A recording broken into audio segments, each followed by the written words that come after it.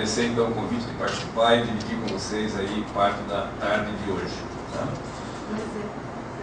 Tá? Eu tenho a impressão que se eu ficasse nessa questão da contextualização, a gente já conseguiria abordar todos os temas. Eu trouxe pouquíssimos slides, porque talvez a riqueza dessa tarde esteja na reflexão e na discussão a posteriori. Do ponto de vista de contextualização, eu gostaria de filosofar um pouco em cima de algumas realidades agora da pós-modernidade. Dentro do que se chama de pós-modernidade ou da contemporaneidade, a gente tem que entender que a evolução técnico-científica tem um impacto absurdo. Essa evolução agride toda e qualquer cultura bem estabelecida em qualquer parte da Terra. O que se diz hoje, o que é praticamente unânime, é que tudo que nós sabemos, de tudo, absolutamente tudo que o ser humano sabe, metade tem menos de 50 anos. Então, nas últimas 5 décadas, nós acumulamos metade de tudo que nós sabemos até hoje. Isso é um absurdo. Porque quando se fala em ética aristotélica, por exemplo, se fala de um período em que não conhecia-se metade do que se conhece hoje. Então, tomar decisão na época de Aristóteles era uma coisa absurdamente tranquila, porque as opções eram pequeniníssimas, quando existiam, em geral era uma só. Separar o certo do errado era uma coisa muito transparente, era dia e noite, certo é dia, errado é noite e acabou. Não tinha polêmica, não tinha discussão, porque o conhecimento era muito precário. Diante da evolução técnica e da evolução científica, nós conseguimos abrir possibilidades absolutamente limitadas. Então, é um absurdo o que pessoas que ficaram fora do mercado de trabalho ou fora do acesso às informações nos últimos 20 anos, eles são absolutamente incompatíveis com o dia a dia da sociedade atual. Então, este aspecto tem um impacto, uma influência sobre o assunto que nós estamos discutindo hoje de uma forma assustadora. A outra questão é a atenção hospitalocêntrica. O hospital vem sendo utilizado de uma forma errada também há décadas. Eu, pelo menos, para não ser exagerado, pelo menos uma vez por dia, eu comento com os alunos e com os residentes: o hospital não é lugar de doente, e nunca foi. O hospital não é para doente, o hospital é para doente grave. Doente se trata em casa, doente se trata no consultório, doente se trata no ambulatório, doente se trata no domicílio. E hoje tudo vai para o hospital. E não é para um hospital primário, é para um hospital terciário. Então, esta centralização das doenças e das não doenças, e eu cito não doenças, as questões estéticas, a cirurgia plástica, por exemplo, etc., tudo é no hospital. E esta filosofia, esta cultura hospitalocêntrica, ela é perversa. Ela piora a saúde, e piora muito. Então, eu digo assim, internar um paciente idoso é uma responsabilidade muito grande. Você tem que estar muito bem convencido de que o hospital é imprescindível para levar um idoso para o hospital. Porque o hospital faz um mal para o idoso terrível. Então não se leva idoso para ir tratar, não se leva idoso para tomar sangue, não se leva idoso para fazer raio-x, não se leva idoso para colher sangue. Idoso no hospital tem que estar muito bem fundamentado. Quer dizer, será que é imprescindível o ambiente hospitalar? Então essa questão hospitalocêntrica realmente chama a atenção como um tópico, como um fator absolutamente interessante e impactante. Outra questão é a obstinação terapêutica. Eu tenho alguns exemplos que nós poderíamos ilustrar aqui, mas eu estou lembrando de um que tem talvez 2 anos no máximo no Hospital Cajuru, onde uma paciente minha de 96 anos, nós internamos por uma anemia aguda, por uma complicação iatrogênica. Ela tomou um medicamento para afinar o sangue, um antiadesivo plaquetário, e fez uma aplasia de medula, fez uma anemia. Eu tive que interná-la para poder transfundi-la. E nós deixamos muito claro, tanto para a paciente que estava lúcida quanto para os familiares, que o internamento seria absolutamente curto para fazer a transfusão e que nós iríamos rapidamente tentar colher materiais para que ela pudesse sair do hospital, até que a gente esclarecesse o diagnóstico, não precisaria a presença dela, mas que nós iríamos atrás do que estava acontecendo com a medula dela, imaginando, e depois foi confirmado, que poderia ser iatrogênico, e realmente era iatrogênico, foi com um medicamento que um colega cardiologista prescreveu, e muito bem prescrito, mas que teve esse efeito colateral. Mas por que eu lembro desse caso? Porque ela teve uma parada cardiorrespiratória depois de 24 horas de internamento. E ela foi levada ao UTI.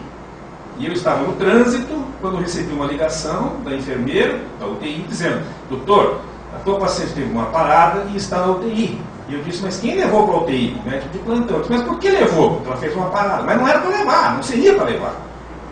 Não tinha indicação de UTI. Uma paciente que está com aplasia de medula, com 96 anos, com várias comorbidades, e que nós iríamos fazer distanásia. Eu disse, pois é, o intensivista está aqui fazendo massagem, já entubou, e está fazendo adrenalina intracardíaca, e ele gostaria que o senhor viesse aqui, ele está apavorado, quer que sua presença aqui. Eu só estou indo para aí, eu devo ter demorado uns 20 minutos, talvez, para atravessar a cidade, mas eu cheguei na UTI e presenciei uma cena que me marcou muito, porque quando eu entrei na UTI, ele estava do lado da cama da paciente, com aparatos absurdamente sofisticados em volta dele, ele estava tentando implantar um marca-passo externo, ele arrancou a luva, não viu que eu estava chegando, e me marcou muito quando eu entrei, porque ele disse assim, morreu, mas comigo não é fácil. Aquilo para mim fez um mal, morreu, mas comigo não é fácil, como quem disse, eu não deixo morrer. Esta é uma cena absurdamente bizarra. Como não pode morrer? Como não deixo morrer? Como comigo não morre? Isso é um absurdo, isso é um desrespeito ao ser humano. E eu gosto muito de citar esse exemplo porque ele marca muito e ele deixou uma cicatriz em mim, olhando a expressão facial do colega frustrado porque uma paciente morreu sob os seus cuidados. Como se ele fosse o Deus, como se ele fosse absolutamente um batalhador contra a morte. E ninguém tem que lutar contra a morte, porque lutar contra a morte é uma burrice. Nós temos que lutar contra a morte errada. Mas lutar contra a morte é uma burrice, é uma idiotice. Se vocês não sabiam, todos nós aqui vamos morrer. E às vezes o paciente me pergunta, doutor, o senhor acha que eu vou morrer? Eu digo, eu não acho, eu tenho certeza. Absurdamente certeza que o senhor vai morrer. Só não sei quando, só não sei como, e vou fazer o possível para que seja o mais tardiamente e com o menor sofrimento possível. Mas que o senhor vai morrer, eu não tenho dúvida. Bom, a outra questão, eu tenho a impressão que o assunto da tarde de hoje é um dos assuntos que mais ilustra a necessidade da bioética. Porque o que eu tenho visto é que alguns colegas que se identificam como bioeticistas e publicam como bioeticistas e defendem a bioética têm muito pouco conhecimento sobre o que seja bioética. A bioética é a ética da vida. Talvez esse seja o slogan mais badalado entre os bioeticistas, né? Por que surge a bioética? Por que nós temos necessidade da bioética? Por que a bioética não é um modismo? Por que a bioética ocupa um espaço cada vez maior? Por que nós precisamos desta ciência se nós herdamos historicamente a ética aristotélica, a ética platônica? Por que a ética platônica e a ética aristotélica não nos servem mais? Não mais nos instrumentalizam para resolver o problema? Por causa da evolução técnico-científica. Dizer quem está vivo e quem está morto na época de Aristóteles era simplesmente pegar o pulso, está respirando, não está, está morto. Pulso existe, está vivo. Não existe pulso, está morto. Hoje a parada cardiovascular, hoje a ausência de pulso, hoje a parada respiratória está longe de ser diagnóstico de óbito. Por quê? Porque as verdades científicas, elas são passageiras. E a verdade científica da época de Platão e Aristóteles não é a mesma verdade científica de hoje. Eu estou formado há 30 anos, eu vi uma época em que não receitar estrogênio para a mulher era erro médico. Depois receitar era erro médico. Eu aprendi que devia tomar leite para a úlcera, depois eu aprendi que leite faz mal para a úlcera. Então as verdades científicas, elas são muito passageiras. E o que acontece é que a bioética é absolutamente necessária, porque as tomadas de decisões passaram a exigir um conhecimento técnico-científico e humanista muito maior do que há 50 anos atrás. Hoje, quando se fala numa gastrectomia para um residente de pediatria, para um residente de cirurgia, são, mas para que gastrectomia? Para que tirar o estômago? Há 30 anos atrás, se tirava o estômago por causa de úlcera, porque não existia medicamento. Então, você tomava antiácido e melhorava, ou você operava. Hoje, eu tenho a impressão que há 15 anos atrás, nos últimos 15 anos, ou mais, um pouco, eu não vi ninguém operar por úlcera, porque hoje existem medicamentos que não têm mais indicação. Então, quando surgiu a hemodiálise nos Estados Unidos, os americanos ficaram muito orgulhosos. Poxa, que legal! Agora nós temos uma máquina que substitui o rim. Que fantástico! Que ótimo! Ninguém mais vai morrer de insuficiência renal. Ah, só que daí começaram a fazer o cálculo do número de pacientes com insuficiência renal que tinham e do número de máquinas de diálise que tinham. Aí chamam Aristóteles para responder. Quem vai fazer hemodiálise? Nós temos 10 máquinas e 2 milhões de pacientes. Será que o Aristóteles e o Platão respondem? Quem deve fazer? Claro que não, essa ética está falida. Então a bioética surge num momento histórico em que ela é absurdamente imprescindível. Alguém vai ter que responder. Nós temos 10 máquinas que substituem o rim e temos 2 milhões de pacientes na fila. Para quem que nós vamos disponibilizar essas 10 máquinas? Isso é bioética. Bioética não é filosofia. Bioética não é teoria. Bioética não é princípio. Bioética não é valor. Bioética é pé no chão. Bioética é discussão concreta. Bioética é caso clínico. Bioética é tomada de decisão baseada em fato concreto, denso, real. Não é ficar filosofando e discutindo, beneficência, maleficência, autonomia, nada disso. Bioética não é isso.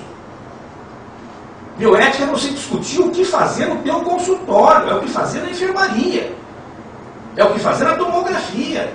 Tem 3 respiradores, tem 4 caras com bala cardíaca. Em quem que nós vamos colocar esses 3 respiradores? Isso é bioética. Isso é ética evoluída. Não é uma ética dogmática. Não é uma ética que diz o que está certo e o que está errado. Mas é uma ética que discute as possibilidades menos agressivas e mais adequadas. Então a bioética surge num momento em que um oncologista americano chegou à conclusão: 50% dos pacientes que me buscam são incuráveis. O que eu vou fazer com eles? Isso é bioética. E eu não sei se você sabe, não é nem momento para discutir isso, mas quem sabe para ilustrar, o que foi tomado de decisão quando criou as máquinas de hemodiálise? Isso não é brincadeira, isso não é coisa de literatura, isso é coisa que aconteceu nos Estados Unidos da América do Norte. Formaram-se um comitê, então nós vamos dar a máquina para quem? Primeiro, para quem é casado. Isso não é brincadeira, hein? Isso é história, com H. Casado, tá bom. O que mais? Tem que ser religioso. Então tá bom. Católico e religioso. Tá bom. Tem que ser branco. Então, casado, católico. Católico não, mas cristão. Casado, cristão e branco. Foram os 3 primeiros itens que o comitê tomou de decisão para quem vai disponibilizar a máquina de diálise. Então, o que eu quero dizer para vocês é que aquela ética platônica e aristotélica, e eu estou sendo repetitivo de propósito, ela não mais responde às necessidades atuais. Cada vez mais, familiares recebem telefone de madrugada e do outro lado da linha tem um médico dizendo assim: infelizmente o que nós conversamos durante o dia aconteceu, o seu filho está em morte cerebral. Nós queremos saber se podemos seguir então o protocolo de doação de órgãos. E aí a mãe apavorada do outro lado fala assim: espera aí, ele morreu? E o médico diz: está em morte cerebral. Mas ele morreu? O médico diz: está em morte cerebral. Significa que a morte já foi esquartejada. A morte já foi esquartejada. O cérebro morre, o coração morre, o rim morre, a pessoa pode não estar morta. Então, desculpe, é um parênteses, mas talvez eu esteja aqui economizando minha psicóloga, mas tudo bem. Outra questão é a questão do pragmatismo e da judicialização da medicina e da assistência à saúde. Quer dizer, hoje tudo você tem que seguir protocolo. Eu tenho um residente da geriatria que é muito maduro emocionalmente, porque ele fez medicina veterinária, depois ele fez mestrado, depois ele fez medicina, e depois fez residência em clínica médica, e depois agora está fazendo residência em geriatria. Ele é muito maduro enquanto pessoa. E ele diz assim: professor, para fazer cardiologia não precisa ser humano, passa a ser robô. Porque você pede o colesterol, LDL tanto, toma simvastatina, HDL tanto, toma rosuvastatina. Tem insuficiência coronariana, usa beta-bloqueador. É tudo protocolo. É medicina baseada em evidência. Então você não precisa ser médico. Você tem uma tabelinha, você vê quantos quilos você pesa, você está tentando de risco, você toma isso também. O que a bioética quer trazer, o que a bioética tem em comum dos paradigmas, é exatamente fazer com que a ciência e a evolução técnica seja coerente. Seja coerente. A escada rolante tem que servir para nos dar conforto. O elevador tem que servir para nos dar conforto. O carro automático tem que servir para nos dar conforto. Então nós temos que usar tudo isso para o nosso bem. O que nós não podemos é usar da alta tecnologia para nos adoecer, para nos transformar num robô e numa pessoa menos feliz. E é isso que a bioética quer trazer. Outro problema é a democratização da informação. Eu digo problema, evidentemente que os problemas são muito menores do que os aspectos positivos, mas existem muitos aspectos negativos na democratização da informação. Eu disponibilizo textos para pessoas que não têm absolutamente nenhuma capacidade de interpretá-los. Ou, o que é pior, uma grande maioria pensa que tem. E aí o que é pior. E outra coisa, a informação democratizada, tanto das coisas corretas, quanto das coisas mentirosas. Então eu sempre digo, fazer consultório na segunda-feira é terrível. Porque mais cedo ou mais tarde vão perguntar, o senhor viu no Fantástico sair uma vitamina, o senhor viu no Fantástico que tem uma droga nova, o senhor viu no Fantástico... Então é muito complicado. A globalização e as redes sociais têm muito mais aspectos positivos que negativos, mas tem os efeitos colaterais, tem os aspectos negativos, que fazem com que a gente, às vezes, tenha dificuldade para tomar decisão. Uma outra questão é a transição demográfica e a expectativa de vida. Isso é fantástico, isso é fantástico, isso é ótimo, isso é ótimo, isso é bom, isso é maravilhoso. Só que nós estamos chegando num momento em que a gente está começando a querer se convencer de que somos imortais. E eu tenho um exemplo, talvez acho que uns 6 anos já, porque pelo menos 6 anos. 6 anos porque eu contei essa história para o meu orientador no doutorado, e ele quando me encontra, conta a sua história para todo mundo, porque eu acho fantástico. Então faz mais de 6 anos que aconteceu isso comigo. Um paciente de 107 anos que não dormia. 107. Ele não dormia, e eu tinha dificuldade muito grande de fazê-lo dormir. Usei algumas drogas e ele dormia, mas no dia seguinte ele ficava com ressaca, ficava confuso, ficava desorientado, ele era lúcido. E eu com muita dificuldade. Até que eu achei uma droga que funcionou. Eu disse para a família, para a filha devia ter uns 70 mais ou menos. Eu disse para a filha, olha, nós vamos usar esses 3 comprimidos e você vai usar 3 noites consecutivas. Se der certo, aí eu faço a receita. Vamos testar, é uma droga nova, acho que vai ser interessante. E ela usou. E ela ligou para mim no terceiro dia e disse, doutor, fantástico, meu pai dormiu muito bem, acordou ótimo, passou o dia inteiro acordado, foram 3 noites consecutivas com qualidade de sono muito boa e sem confusão mental. Ele está produtivo, está orientado, está lúcido, esta é a droga, o senhor acertou. Eu queria saber o que eu faço daqui para frente. Eu falei, vamos manter. Só que esse remédio é controlado, precisa receita, você passa no isso por telefone. Né? Eu não estava vendo a cara dela, eu estava ouvindo a voz. Ela disse assim, esse remédio precisa receita? Eu disse, precisa, passa no consultório, eu já deixo com a secretária, é só pegar. Ela disse, mas então esse remédio é controlado? Eu disse, é controlado. Ela disse, mas e meu pai precisa continuar tomando? Eu falei, precisa. Ela disse, mas o senhor acha que vai precisar tomar isso o resto da vida? Então, e eu não sabia se ela estava brincando ou não. Porque eu fui por telefone e eu disse, eu acho que vai tomar o resto da vida. Para vocês terem uma ideia, o que estava na cabeça dessa senhora? Quer dizer, será que ele vai viver 170, 180 anos? Ele estava com 107. Então, o que a gente tem que ver é que aumentando a expectativa de vida, isso é muito bom, isso é muito legal, isso é ótimo, mas nós temos um limite imposto pela biologia. E os mais otimistas gerontólogos, estudiosos sérios, nos afirmam que o nosso organismo, a nossa estrutura, a nossa espécie tem um potencial biológico para viver em torno de 120 a 125 anos, não mais que isso. Então, se nós tivermos a sorte, nós vamos sugar da vida tudo que ela pode nos dar em no máximo 120, 125 anos. Nós vamos morrer antes disso, independente da qualidade de saúde que nós temos. A outra questão é que dizer o que é eutanásia, o que é distanásia, o que é ortotanásia hoje também é muito polêmico, não é matemático, não é aritmético. Né? Passar uma sonda nasoenteral, uma via alternativa para se alimentar, é uma conduta ordinária ou extraordinária? Dar antibiótico numa bronquipneumonia de um paciente dependente total, sem autonomia, que se alimenta por sonda, que usa fralda, que olha para o teto 24 horas por dia, é uma conduta ordinária ou é uma conduta extraordinária? Então, cada caso é um caso, cada momento é um momento, e essa decisão passa pela técnica, mas não se limita à técnica.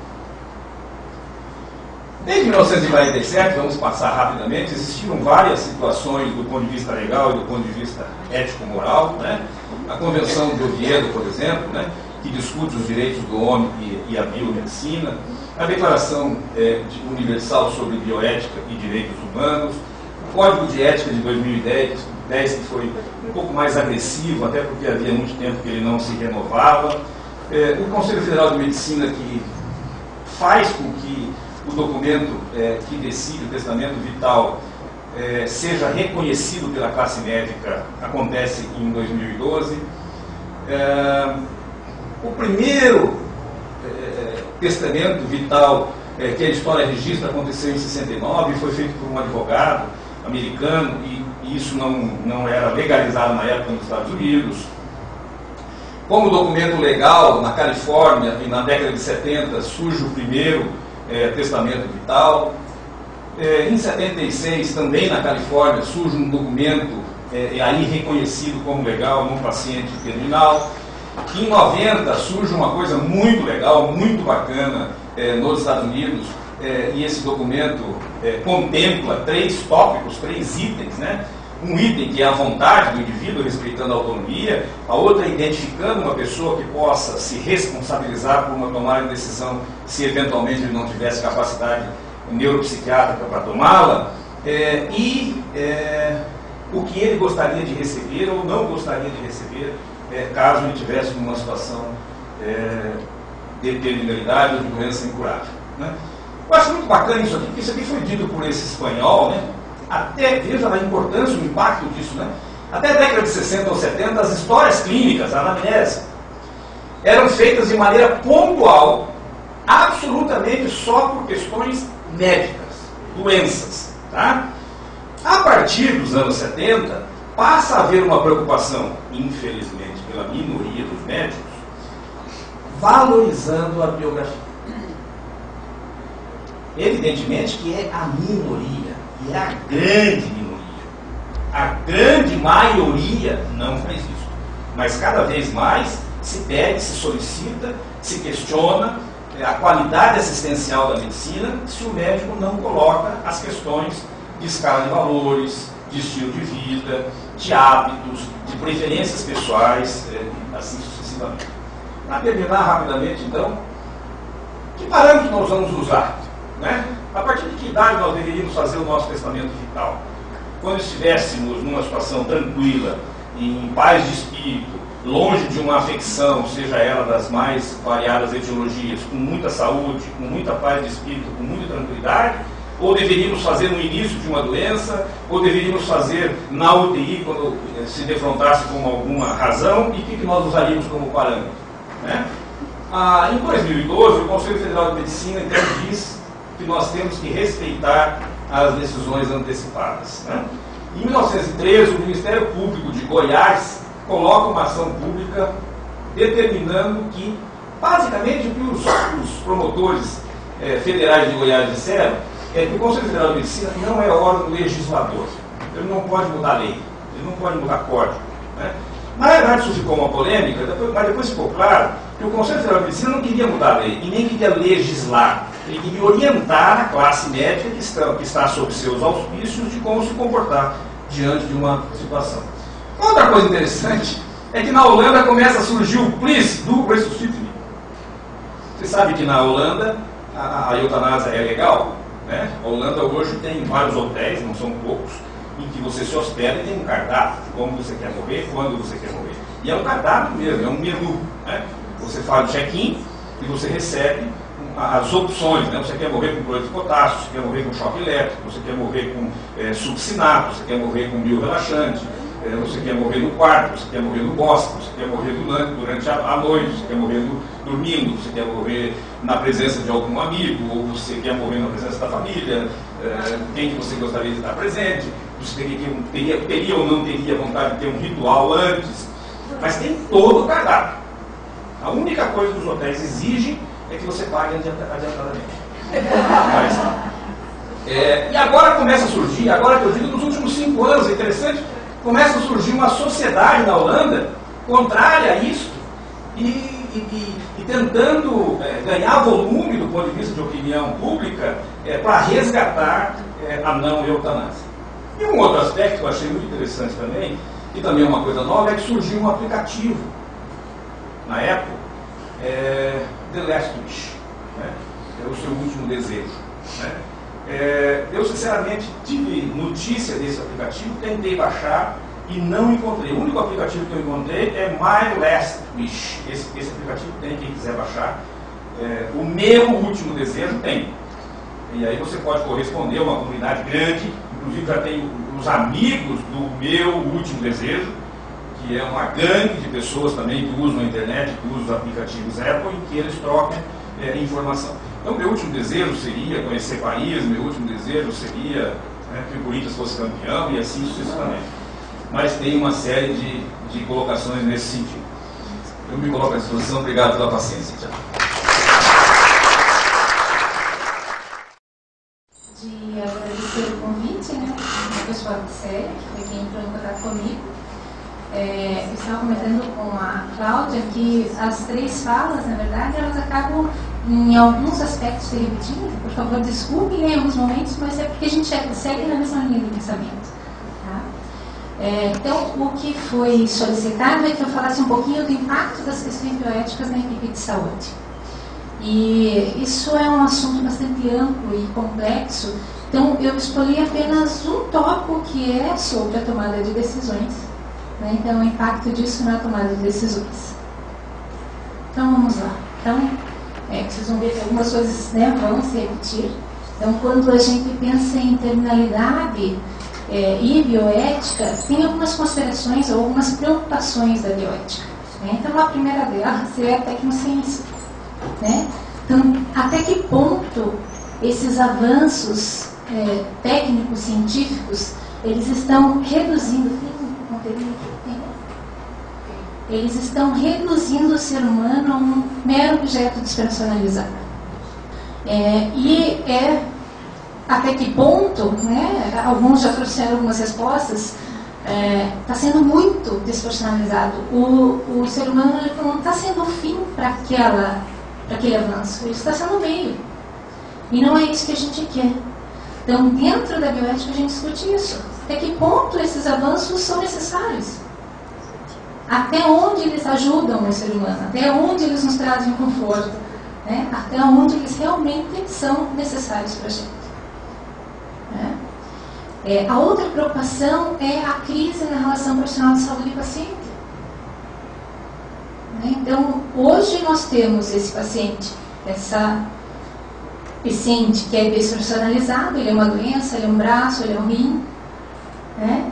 E não preciso conversar com ele, não preciso tocar nele, porque eu tenho exames, né? Eu tenho imagens. Então, até que ponto essa relação ela está sendo desconstruída? Para quem nós estamos fazendo saúde? Então, nós temos realmente uma crise nessa relação médico-paciente. Isso é uma preocupação da bioética. A outra preocupação é em relação aos conceitos. É bom ficar por último, porque já vieram os conceitos, não precisa repetir, né? Mas até que ponto a gente consegue distinguir o que é eutanásia e o que é ortotanásia? Então, lá na linha de frente, você está com o paciente na tua frente. Até quando você sabe que esse procedimento que eu estou instituindo agora, ele é de eutanásia? Né? Talvez naquele momento, né, no contexto em que aquele indivíduo está inserido, né, que aquela equipe está inserida, para aquela equipe, talvez, ou para aquele médico, ou aquele profissional, não seja de eutanásia. Né? Então, às vezes a gente julga, mas é difícil no momento você pensar que, puxa, esse procedimento pode estar prolongando o sofrimento. Nem sempre é esse o desejo de quem está cuidando do doente. Ok? Então isso é uma preocupação. A gente tem os conceitos, mas na prática muitas vezes não é fácil você distinguir isso.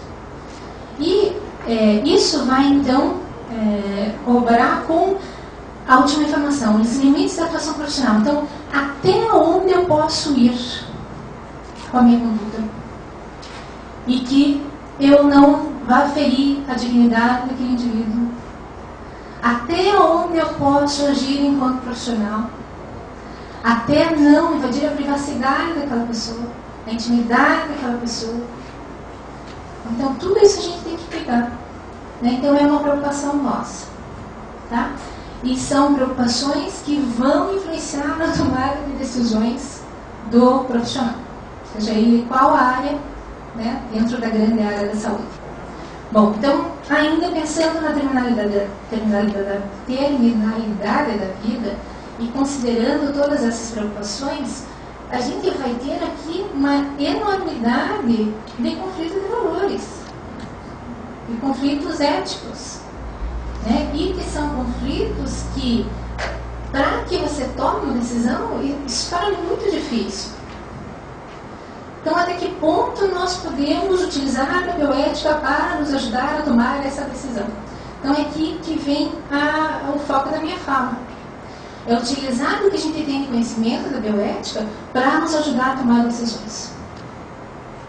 Para que isso amenize o nosso sofrimento enquanto profissional. Para que a gente tenha suporte para as nossas tomadas de decisões e sofra menos com isso depois. Tá? Sofra menos e, claro, e o benefício para o paciente seja maior. Bom, então, aqui eu trago uma imagem, né, e isso vai corroborar lá com o que o Dr. Tupinambá falou, que hoje, e faz tempo, né, a gente ainda tem tabu para falar sobre a morte. O sistema que nós temos de saúde, como a Cláudia colocou, é um sistema paternalista, um modelo paternalista. Então, muitas vezes a tomada de decisões ela é feita de forma isolada, sem, né, a participação de uma equipe, e essa tomada de decisões, muitas vezes, ela não tem o resultado que se esperava, né, e normalmente esse resultado que se espera é a cura, é salvar a vida, né, nesse modelo de saúde que a gente tem. Então, isso, quando não acontece, então, quando a morte acontece e a cura ou a salvação não, muitos entendem isso como uma prova de fracasso, né, doutor Tupinambá? Então, como que, né, eu vou deixar alguém morrer, alguém que esteja sob meus cuidados? A morte é o processo natural da vida. Então, na formação dos profissionais da área da saúde, a gente tem que trabalhar isso. Né? E na educação continuada de quem já está formado também trabalhar isso.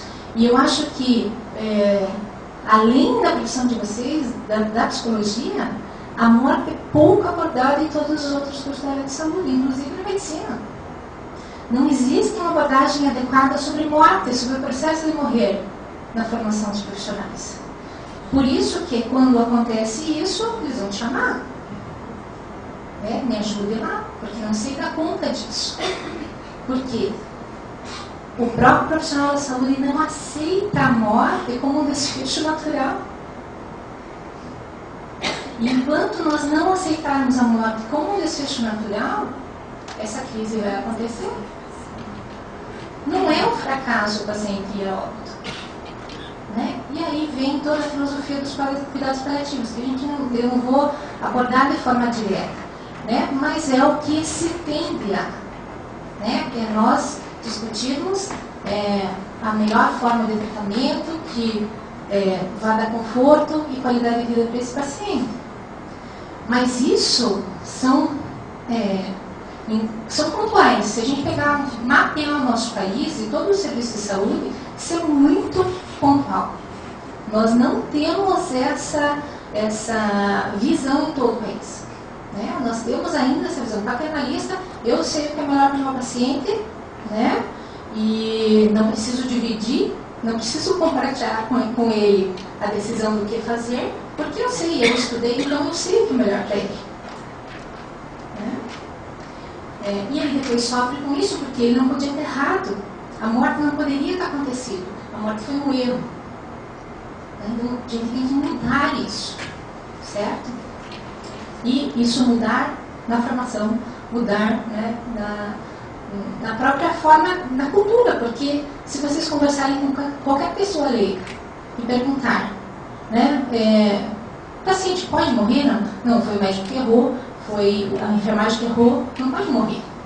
Né? Então não é só profissional da área de saúde, mas toda a sociedade. Né? Então eu deixo uma fala, né, por Lyon-P. Quando a doença é reversível, o enfoque do tratamento deixa de ser curativo. Não tem cura. Né? Então não deve jamais tratar aquilo que é intratável. Né? E nem tentar curar o que é incurável. O que tem que fazer? Cuidar. Tem que cuidar. E cuidar da melhor forma possível. Até que o processo, né, realmente se efetive, o processo de morte se efetive. E ainda essa tomada de decisões, para esse profissional da área da saúde, ela vai ser diferente dependendo de quem é o paciente que ele está atendendo. Então, se é um paciente comunicativo, é uma experiência. Se é uma criança, é outra experiência. Se é um paciente que não é comunicativo, está no leito de UTI, todo entubado, é uma outra experiência. Então, a forma que ele reconhece a morte naquela pessoa é diferente dependendo de qual é a característica desse paciente. Certo? Então, o modo e o processo de morrer, eles são determinados por fatores de ordem diversa, advindos fundamentalmente das áreas culturais da saúde. Então, aqui, dependendo de quem é esse paciente, né, eu vou encarar a morte dele de forma diferente. Aqui eu trouxe, né, a imagem de um filme, eu acredito que alguns de vocês devem ter visto, Uma Prova de Amor, onde a menina ela tem leucemia e os pais, sabendo o diagnóstico da filha, eles criam, né, eles fazem outra filha por fertilização in vitro para ser uma potencial dadora, né, que era compatível com a filha com leucemia. E, né, aqui mostra não a obstinação terapêutica dos profissionais, mas mais da mãe, né, porque ela fazia de tudo por essa filha que tinha leucemia, mas sem considerar o mal que ela estava fazendo para outra filha, que era a doadora, né? Até que a menina pede uma citação médica à menina que era menor, né? Isso, claro, é ficção, mas mostra um pouco de até onde a gente pode ir, né, com o limite da atuação responsável. Então, no início e fim da vida, porque você criar uma criança para ser uma doadora, né, então envolve aí o início da vida também. Né, e o fim da vida, até onde vai o sofrimento dessa menina com leucemia. Né? Então, nós devemos, né, como em gestação devemos reconhecer que em determinadas situações chegamos a um limite que precisa ser explicado. Né? E o que podemos fazer é proporcionar mais conforto para que a pessoa não sinta dor e sofra desnecessariamente. E aí vem de encontro, né, com a filosofia dos cuidados paliativos. Né? Bom, então, qual a minha ideia? É que a teoria da bioética, mas que essa teoria ela seja traduzida em prática, para que ela seja aplicada, né, e para isso tem que ter sido formado, para, então isso tem que ser embutido na formação dos profissionais da área da saúde. Então, que isso seja incorporado na prática profissional. Então, o profissional, na frente ao paciente, que ele não considere só a vida do paciente. Né? Ele tem que considerar a dignidade desse paciente, a autonomia no sentido de autodeterminação, a vulnerabilidade desse paciente e a qualidade de vida. Então, se ele incorpora isso na sua prática profissional, na sua tomada de decisões, a decisão fica mais fácil. Então, se ele considera que, ao colocar, né, ao realizar qualquer procedimento invasivo, que ele considere a dignidade daquele paciente e avalie se aquilo realmente vai levar uma qualidade de vida para ele, para o paciente, se ele levar em consideração isso e chegar a uma resposta negativa, então ele tem que deliberar sobre. Então, será que o que eu vou fazer realmente não vai ferir a dignidade desse paciente? Vai levar a uma qualidade de vida? Né? Vai melhorar a qualidade de vida? E aí ele vai ter a resposta. E ele vai agir mais corretamente.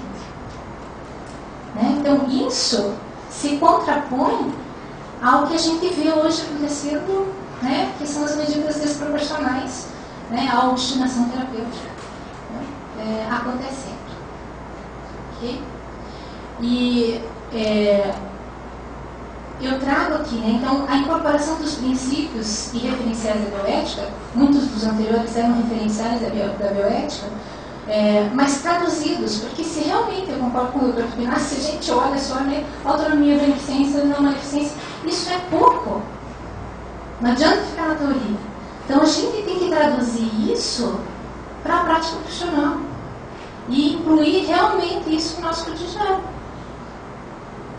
Tá? Então, traduzir essa autonomia para... Não adianta eu dizer para o paciente, olha, você decide, você tem duas opções de tratamento aqui. O que você quer? E aí você se exime de toda a responsabilidade, e aí eu posso dormir tranquilo, porque foi ele que decidiu mesmo, então tudo bem. Né? Isso vai impactar de forma positiva no profissional? Não. Porque ele não promoveu a competência naquele paciente. Então, primeiro ele tem que ensinar para o paciente o que significa cada um dos procedimentos. Riscos, benefícios, né? E tudo que envolve os dois procedimentos. E participar, sim, da decisão. Não tem como o médico, o nutricionista, o psicólogo, o farmacêutico, o fisioterapeuta não participar da decisão. Então ele tem que participar. E aí vem de encontro com o que você falou, decisão compartilhada. Né? Então não adianta eu dizer, eu tenho que respeitar a autonomia do paciente. Mas primeiro eu tenho que promover a competência para que esse paciente decida o que ele realmente, depois de saber o que significa, acha que é melhor. Né? E que eu pondere junto com ele tudo, tem que ser ponderado. E aí, traduzindo os outros, não vou, já me deram o ultimato aqui dos 5 minutos, né? Mas se eu pensar em beneficência, por exemplo, o meu objetivo final tem que ser qualidade de vida do paciente, né? Eu tenho que envolver aqui a humanização do cuidado, né? Quando eu falo de justiça, eu tenho que falar de respeito do direito do paciente. Né? Quando eu falo de não maleficência, não é porque o paciente está na sua terminalidade que eu vou abandoná-lo, não posso abandonar, eu tenho que cuidar. Tá certo? Então é nesse sentido a aplicação ou a incorporação dos princípios e dos referenciais da bioética. Incorporar para que na prática aconteça, não fique só na teoria. Né? E aí eu trouxe, né, uma sugestão de como que a gente pode chegar na melhor tomada de decisões. E que isso seja principalmente realizado em equipe. Então, o Diego Graça, ele traz a proposta de um método deliberativo. Ou seja, ele tem que analisar todo o histórico, né? Tudo que é importante para o paciente, tudo que tem de clínico, para que depois eu tenha uma adequada decisão. E aí lá no final, então ele coloca os 8 passos, né?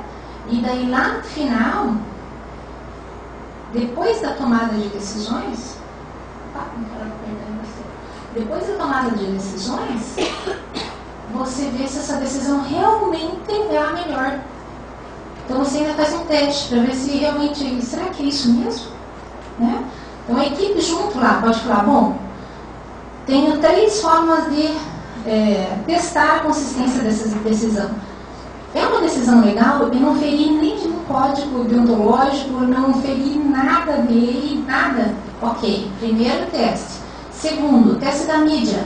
Eu estaria preparado para defender publicamente essa minha decisão? E o terceiro, eu tomaria a mesma decisão passadas algumas horas ou dias?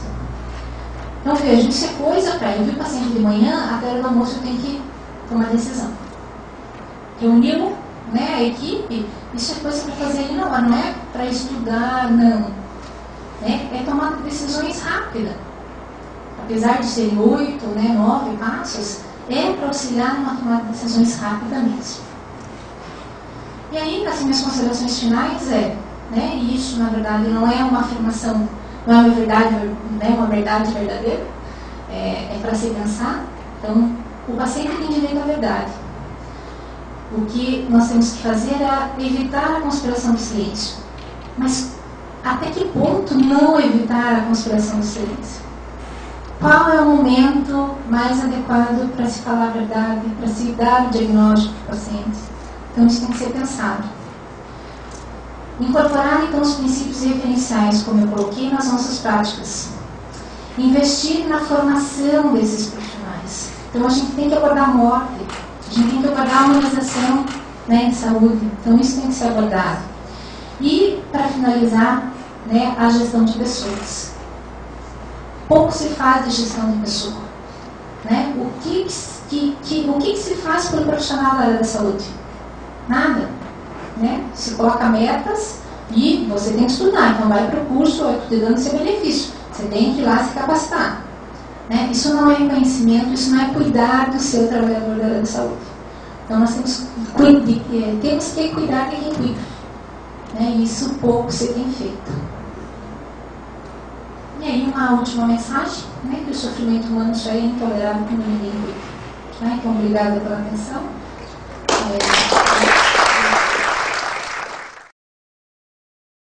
Eu penso que,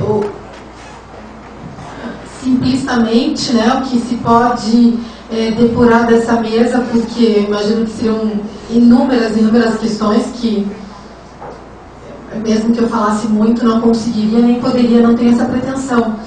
Mas eu imagino que tratar realmente sobre a bioética e as questões que a envolvem é para muito tempo. Eu penso que a gente está diante de alta complexidade mesmo, né? Porque envolve, fiquei pensando em algumas questões: paternalismo por um lado, omissão por outro lado, beneficência por outro. Né? Se a gente toma, se até no Código Civil deixar a morte natural pode ser omissão. Se a gente considerar o paternalismo, a gente pensa, puxa, está desconsiderando o sujeito, tanto civilmente como subjetivamente, como aquele que é competente. Então, bom, eu sei do meu paciente, eu decido. Mas tem uma das questões, pelo menos, a se pensar a beneficência. Então, eu penso que realmente nós estamos diante de muita complexidade, né? Que congrega todas essas questões, que congrega todos os saberes, porque isso envolve uma equipe multiprofissional. E ainda com, eu penso, um exercício diário. Achei muito bonito quando o professor Tupinambá disse, e eu acho que assim como a bioética, a humanização hospitalar, que é filé mignon hoje em dia, né, nas instituições hospitalares, isso realmente não pode ser só uma palavra, tem que ser posto em prática.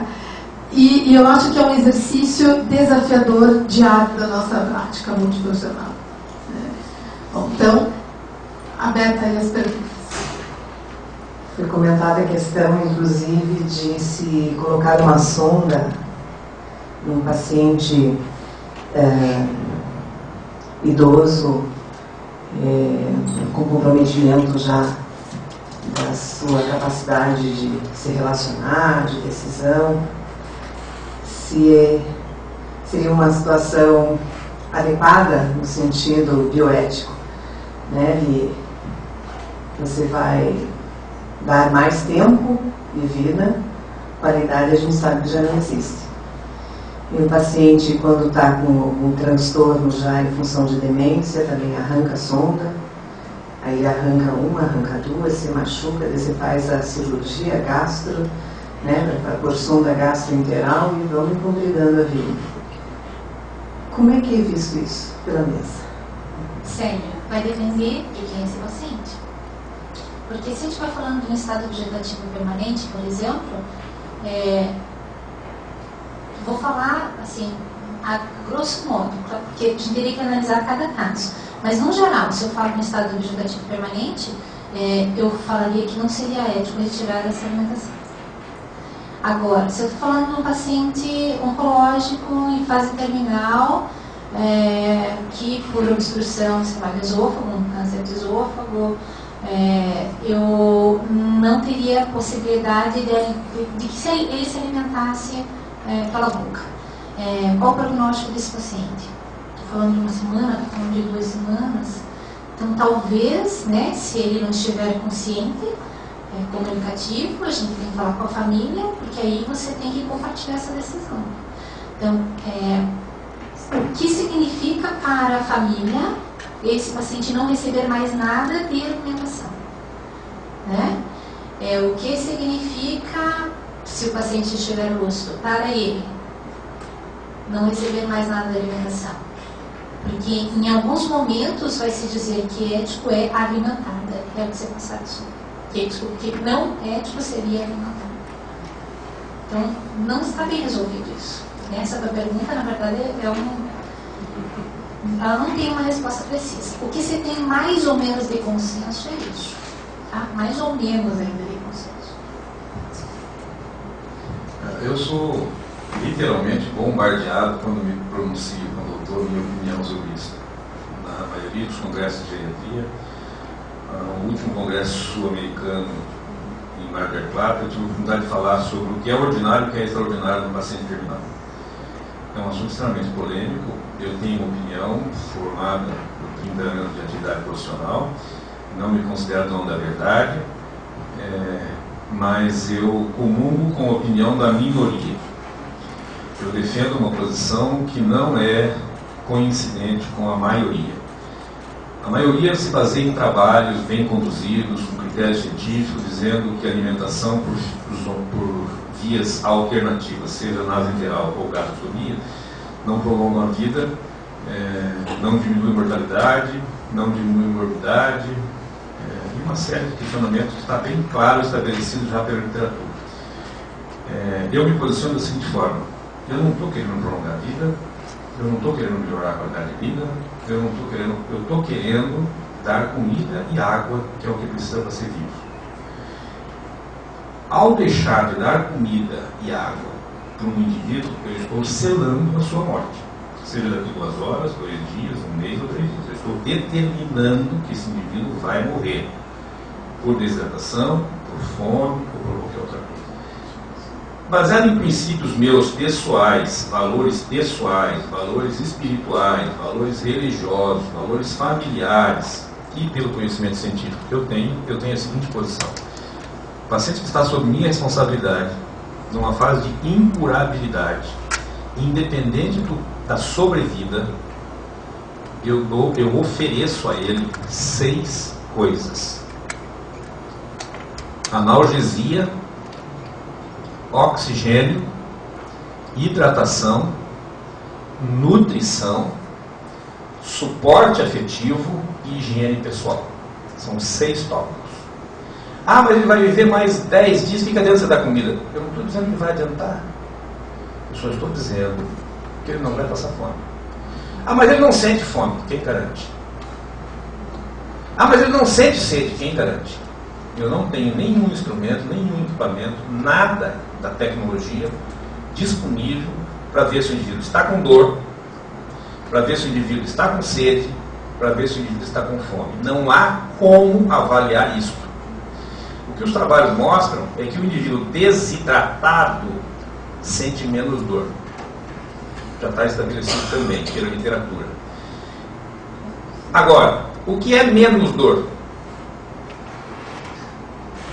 Então, eu tenho a seguinte posição: se o indivíduo está prestes a morrer por doença crônico-degenerativa, por doença degenerativa neurológica, por doença degenerativa cardiovascular, em geral ele tem uma morte arrastada.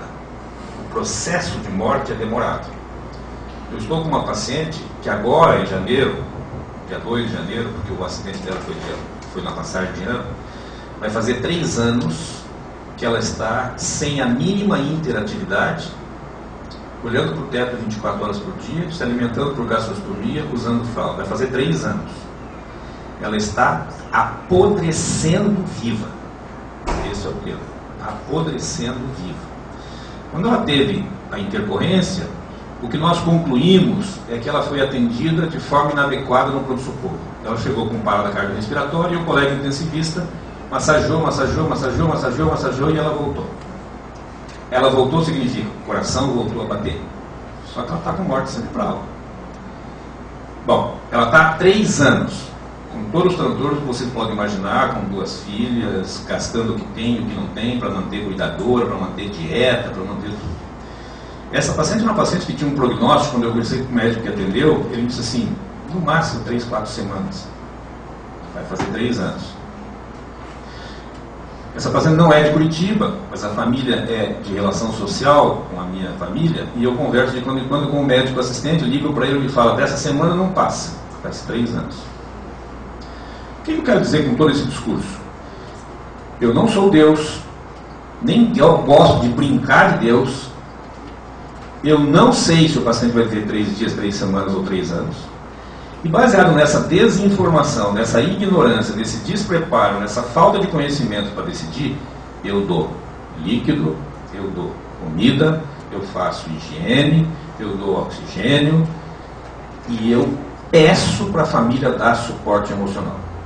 Aquela história de segurar na mão e dizer assim, mãezinha, eu estou aqui, eu sou fulano, a senhora está me vendo, e algumas pessoas criticam, a senhora está muito mais para lá do que para cá, vai entender o que é mãezinha, faz carinho para quem já está morta. Eu não sei se está morta. Eu não sei se ela está escutando. Eu não sei se ela está sentindo. Então eu oriento que faça. Será que ela escuta? Não sei. Então é melhor avaliar como se escutasse. Será que ela enxerga? Não sei. Então é melhor admitir que ela enxerga. Então eu me comporto diante desses pacientes que se dizem, entre aspas, estão em vida vegetativa, ou estão em estado de torpor, ou estão em estado de coma, eu me comporto. Escuta, enxerga e sente dor. Essa é a minha posição. Então eu dou analgésico para 100% deles. E aí eu justifico o meu posicionamento enquanto médico. Por quê? Analgésico para esse tipo de paciente não pode ser Tilenol, não pode ser Novalgina, não pode ser aspirina. Tem que ser analgésico pesado, porque você não tem como mediador. E você não tem nem que saber se dói, e muito mais quanto dói. Então eu dou analgésico pesado.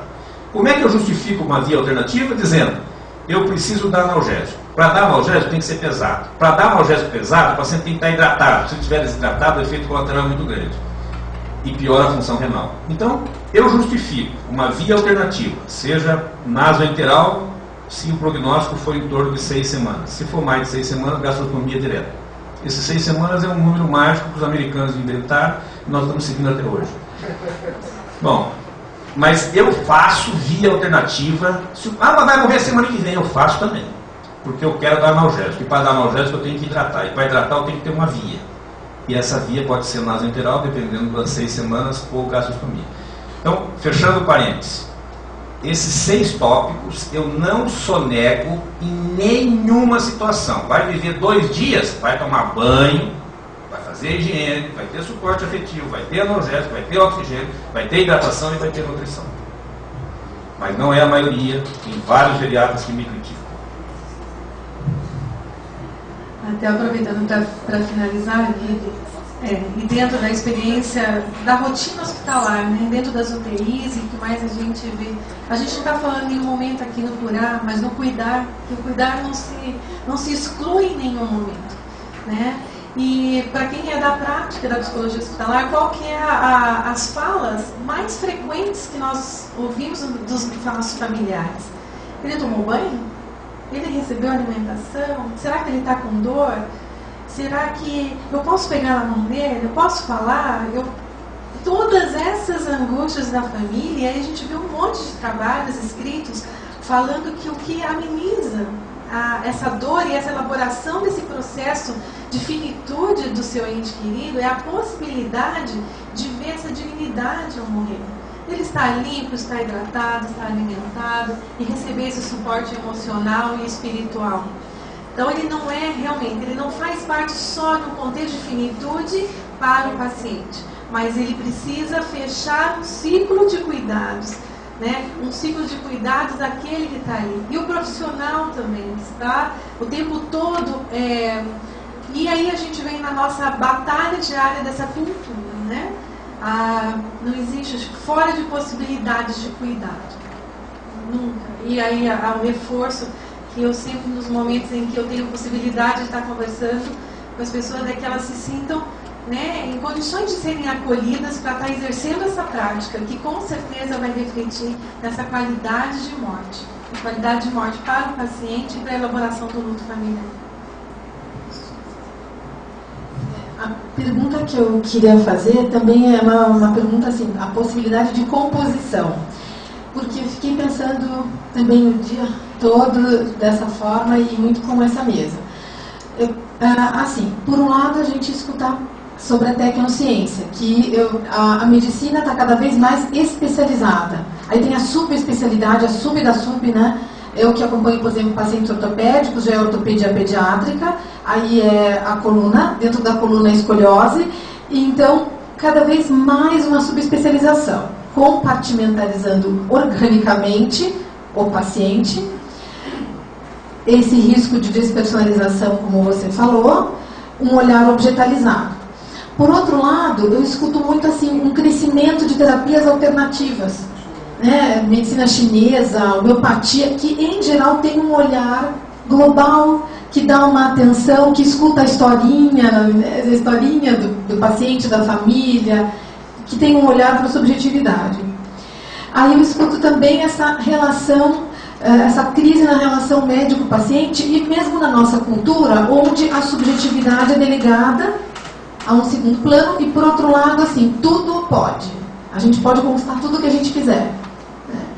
Então, eu queria saber, assim, especialmente para o professor, para o Dr. Tupinambá, que é médico e que trabalha com residentes, como a gente consegue compor com todos esses olhares, considerando o bem-estar do paciente e da família, né? Com essa diversidade.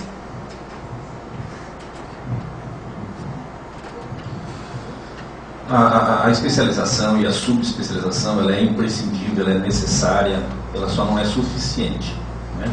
Nós estamos no século XXI e, infelizmente, talvez o século XXII seja um pouco pior, esquartejando o doente, né?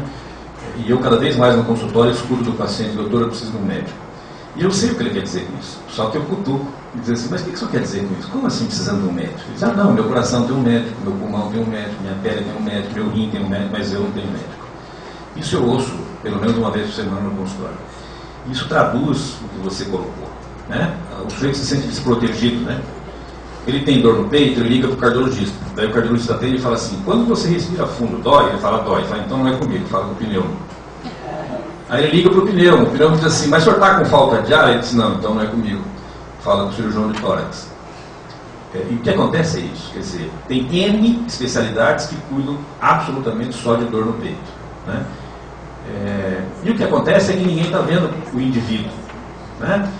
Recentemente eu fui atender, recentemente não, acho que já faz mais de 5 anos, eu fui atender um jovem de 29 anos que me angustiou muito, porque geralmente quando me ligam para ver, é para ver o pai ou o vô, e me ligaram para ver o filho, e eu assustei. Uma senhora: doutor, eu poderia ver meu filho? Eu disse: acho que está enganado, eu sou geriatra. Quantos anos tem seu filho? Eu disse: 29. Eu disse: mas o que está acontecendo? Ele está com muita dor. Eu disse: mas a senhora tem certeza que a senhora quer que eu veja? Não, porque o senhor disse que se trata de dor, eu queria que o senhor trazasse meu filho. Tá bom, eu fui. E foi uma coisa muito angustiante para mim, marcou muito profissionalmente. Porque eu estacionei o carro e ouvi o grito do filho. Ele estava urrando de dor, esse é o termo. 29 anos, 4 dias de pós-operatório de um câncer de abdômen. E eu cheguei na casa, e me lembro muito bem o endereço, direitinho, lembro do cenário. Eu cheguei na casa, a mãe me disse: doutor, meu filho foi operado, está aqui a receita que o cirurgião deu. Eu peguei a receita, e o pior é que estava carimbada e assinada. O que o cirurgião fez? Chamou a mãe, essa é a história que a mãe conta, talvez ela esteja exagerando, porque ela é mãe, mas minimizando muito, ainda é difícil de acreditar que o cirurgião fez isso. O cirurgião abriu a barriga, viu que era câncer, disseminado, carcinose peritoneal, fechou, chamou a mãe e disse: olha, é câncer, é final, eu vou dar alta, e caso ele tenha dor, a senhora dá isso aqui para ele. Caso ele tenha dor, a senhora dá isso aqui para ele. Sabe o que é isso aqui? Novalgina. 30 gotas de Novalgina, caso tenha dor, num câncer disseminado com carcinose peritoneal. O sujeito urrava, esse é o termo, ele urrava de dor. O que eu quero dizer com isso? Pegando o gancho com esse comentário que você fez. O que acontece é assim: eu sou cirurgião, eu operei, não tem solução, leva para casa, ele vai morrer. Não cabe a mim tratar a dor dele. A minha especialidade é operar. Então, eu vou até aqui. Só que, apesar de eu achar um pouco incoerente eu vou até aqui, mas mesmo que fosse coerente, eu deveria dizer: olha, eu não entendo de dor. O que ele vai precisar é analgésico. Chama um médico que dê analgésico para ele. Eu não tenho competência, não é da minha área, nem é do meu interesse. Então, cirurgicamente falando, o que tinha que ser feito foi feito. O diagnóstico está aqui, é um câncer, é incurável. Não mexi, só abri e fechei, colhi material, foi confirmado. Ele vai morrer em pouco tempo. Ela me acrescentou alguma coisa que eu acho difícil de acreditar, mas ela acrescentou. Ela disse: sabe o que o cirurgião disse, doutor? Se eu der remédio forte para ele, ele vai viver mais, então vai sofrer mais. Então é melhor não dar remédio forte, porque daí ele morre antes. Bom, isso ilustra bem o que nós estamos falando de especialidade, subespecialidade, e olhar a doença e não o doente, né? Então, um indivíduo de 29 anos, um pós-operatório, um carcinoma, uma carcinose peritoneal, urrando de dor, tomando Novalgina, quando ele urrava, porque quando ele cansava e dormia, ninguém dava nada para ele. Bom, então, para ilustrar assim, é muito complicado hoje você ver profissionais interessados em tratar o paciente, né? O que está acontecendo em São Paulo, e não vai demorar muito para acontecer em Curitiba, são colegas médicos que se formam, fazem residência e fazem plantão em UTIs 3 vezes por semana. Então, em São Paulo tem pneumo, otorrino, oftalmo, dermato, hemato, reumato, nefro, cardio, que não estão exercendo a profissão. Fecharam o consultório, não tem secretário, não tem telefone, não tem consultório. Fazem plantão em UTI 8 horas cada 4, 5 dias. Então faz 4 plantões, 3 plantões, 5 plantões por semana. Recebem o suficiente para sobreviver, para ter uma vida boa, para ter um status bom, para ter um poder aquisitivo razoável, e não tem absolutamente nenhum vínculo com ninguém. Ninguém tem o meu celular, eu tirei o avental, eu não sou médico, eu não tenho uma carteira de pacientes, eu não tenho uma secretária, eu não pago aluguel, eu não tenho condomínio, eu não tenho endereço profissional, eu sou médico plantonista, e durante esse período de plantão eu converso sobre as intercorrências com os familiares desses pacientes, que eu não sei quem são, eu não sei quem serão e não sei quem foram. Simplesmente eu estou aqui com um paciente que tem um diagnóstico de insuficiência cardíaca descompensada e tem um ecocardiograma mostrando que tem uma fração de ejeção de 65. Então eu chamo a esposa e falo: olha, o seu marido tem uma insuficiência cardíaca descompensada e tem uma fração de ejeção de 65, o que significa que o ventrículo esquerdo dele está bom, a PA está estável, ele está eupneico, não vou precisar entubar. Ponto final. Ele não sabe se o indivíduo é católico, é espírita, é casado, é solteiro, é avô, é industrial, é faxineiro, e não sabe, não quer saber, e tem raiva de quem sabe. E acabou o plantão dele, ele tira o avental e não é mais comigo, é com o fulano. Isso em UTI. Em pronto-socorro, o que está acontecendo é um pouquinho pior. O sujeito chegou com dor abdominal, ele dá analgésico para dor abdominal. O que é essa dor abdominal? Não sei. É cálculo de vesícula? Não sei. É pancreatite? Não sei. É infarto agudo do miocárdio? Não sei. Estou tirando a dor dele. Aí o sujeito chegou, ó, tem 2 pacientes no leito 4 e no leito 5, um estava com dor abdominal, eu fiz endoscopão, o outro estava vomitando, eu fiz vazio, tá bom? Tchau, vai embora. Aí você recebe o plantão. Aí vem a família e pergunta o que é. Ah, foi pedir ecografia, a ecografia não veio ainda. Bom, eu não vou prolongar a história, todo mundo sabe a história. Mas o que está acontecendo é isso. Eu não quero, eu não tenho e nem quero ter vínculo com ninguém. Ao não ter vínculo, eu não assumo compromisso, não assumo responsabilidade e não assumo consequências. Porque eu fiz o que estava naquele momento, de acordo com as circunstâncias e contexto daquele momento. Sair daquele momento não é mais comigo. Na época em que eu me formei, e hoje cada vez menos, a gente sonhava em ter um consultório, em ter uma secretária, em ter uma a gente chamava de carteira de pacientes. Eu tenho 5.000 pacientes cadastrados. Isso é um orgulho. Eu tenho 5.000 pacientes sob os meus cuidados, né? Hoje não. Hoje assim, eu não tenho nenhum paciente. Ninguém tem meu telefone, ninguém sabe que eu sou médico. Não visto branco, não uso avental. O avental no meu carro fica no porta-mala, porque se eu colocar atrás do banco, alguém vê que eu sou médico, alguém ficou ruim na rua, vai me chamar. Então meu avental fica no porta-mala, meu crachá fica escondido, eu entro no subsolo, deixo meu carro, pego o crachá, o avental, sou médico durante as próximas 6, 8 horas. Isso é o que acontece na maioria das capitais. Curitiba um pouco menos, São Paulo um pouco mais. Curitiba está chegando neste ponto, né? E infelizmente é isso. Eu só estou com uma sensação, não sei se eu só enrolei ou respondi a tua pergunta. É um pedaço, porque eu acho que se o professor respondeu, não aqui até amanhã,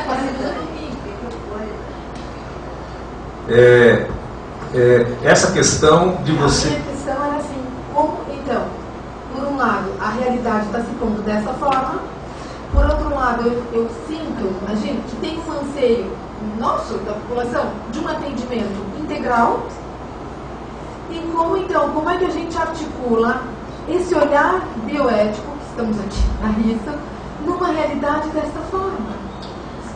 Talvez contando mais uma história que aconteceu comigo não faz muito tempo, deve fazer uns 4 anos no máximo, ilustre bem o que você está falando. Porque você perguntou o que você fala para os residentes, né? Eu disse, como o senhor é médico, trabalha com residentes, então...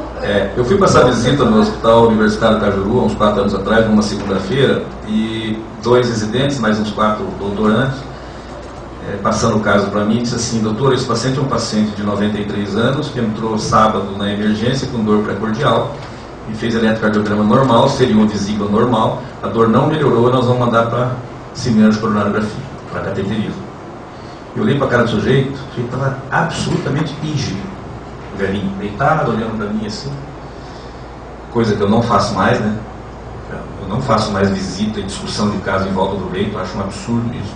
Aprendi a fazer isso e não ensino os alunos a fazer isso. A gente discute o paciente fora do paciente, depois vê o paciente e volta a discutir fora, ninguém se discute mais.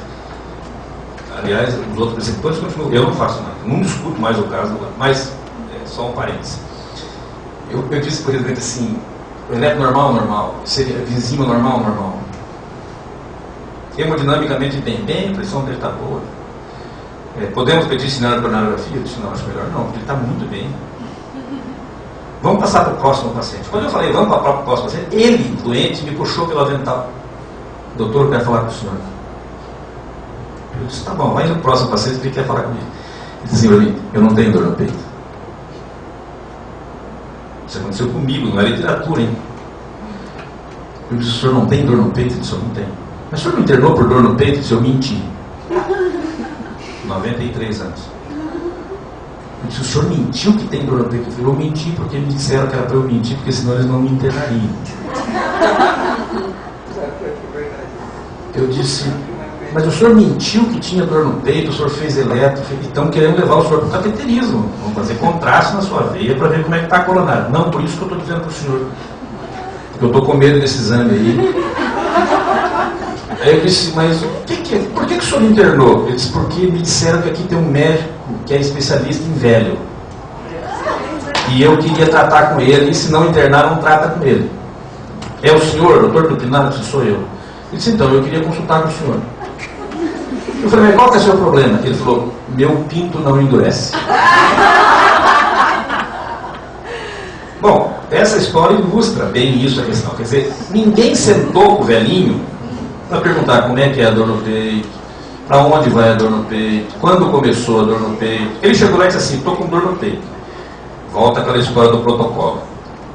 O que se faz com o paciente que chega no pronto-socorro com dor no peito? Eletrocardiograma. Normal? Seria enzima. Normal? Cineangiografia. É o protocolo. Agora, não fugiria o protocolo se alguém sentasse com o lado dele. Meu senhor, como é que é essa dor no peito? Eu tenho a impressão que ele diria: na certeza, eu não tenho dor no peito. Eu vou te contar o que eu tenho. Ele falaria. Eu acredito que ele falaria. Só que não perguntaram: o que está acontecendo com o senhor? Estou com dor no peito. Dor no peito, chama elétrico. Elétrico normal, doutor, elétrico normal. Então se liga. Então colhe enzima cada 3 horas, né? O protocolo é cada 3 horas colhe o sangue para ver se subiu o enzima. Seriou? Normal? Não é infarto. Não é infarto. Então não é o que é, está com dor no peito. Não, pode ser infarto, vamos fazer uma cineangiografia. Então assim, gente, não estão conversando com o paciente. Infelizmente não estão conversando com o paciente. Não estão dando chance para o paciente falar. Né? E existem colegas médicos que atendem pelo SUS hoje que não põem cadeira, porque se colocar o paciente senta. Isso um colega me disse: no meu consultório do SUS não tem cadeira, porque tu vê, se eu ponho cadeira, ele senta, e daí é um problema. Permite só uma finalização, Daniel. O que eu ouço muito assim, e até a questão que o Dr. Tupinaro colocou: a dor, a diferença da dor e do sofrimento. Né? Eu medicalizo a dor. E hoje há uma medicalização do sofrimento também. Né? Então, o que ele queria era ser ouvido, ser estado no seu sofrimento, na sua angústia, independente daquilo que se apresentava. mas a cultura de uma medicalização, muitas vezes, dessa dor, também gera um ambiente para que isso possa acontecer. Isso preocupa bastante a gente, principalmente a nossa área. Assim, a gente sabe que colocar todas essas questões são muito mesmo difíceis numa equipe, né? Discutir isso com a clínica, que a gente recebe pedidos de avaliações assim: paciente estável queixoso, solicita avaliação psicológica, né? Tá, e aí a gente vai abrir essa escuta, e aí você vai ver muitas vezes aquilo tudo que você falou e muito mais do que aquilo que a gente pode contribuir. Então, quando eu falei, você perguntou assim, um pouquinho do que a gente de repente poderia fazer, eu ainda sou muito a favor da educação mesmo dentro, e eu acho que os espaços, a abertura de espaços de discussão de equipe, no modelo de clínica ampliada, favorece muito isso.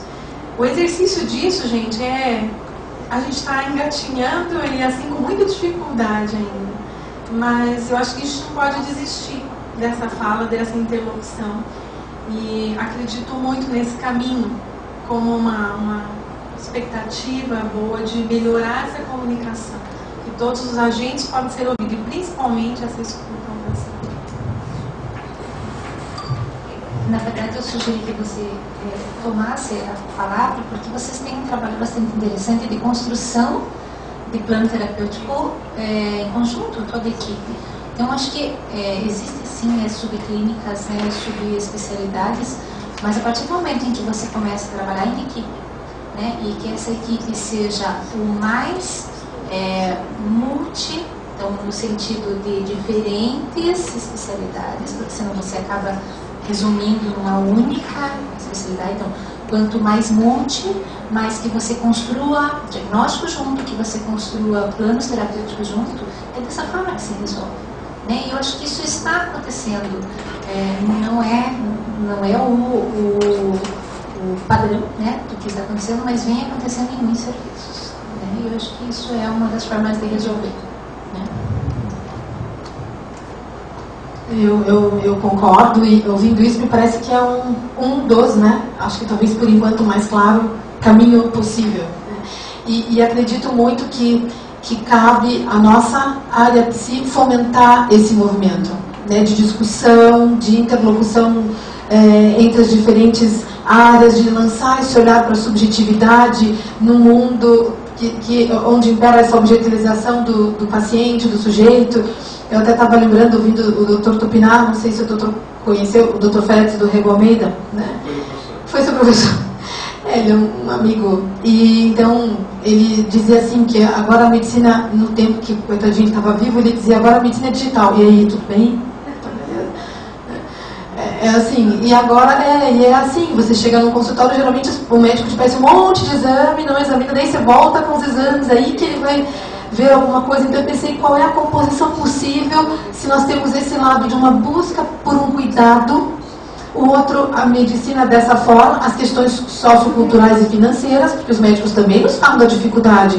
Isso que o doutor falou acontece também porque tem esse outro lado. Então, onde entra aí a bioética? Na prática mesmo, né? Isso que fiquei pensando, mas acho que daí para nós é um trabalho possível, acredito que de formiguinha mesmo, que nos compete fomentar cada vez mais o exercício desse caminho, com o diálogo possível entre todas as áreas. E penso que por tudo que nós escutamos aqui, que isso seja centrado no bem-estar do paciente, da sua família, respeitando os princípios da bioética. Gente, então eu agradeço muito a apresentação de vocês, fiquei muito honrada por coordenar essa mesa. Quero aqui agradecer e entregar a cartinha, por favor.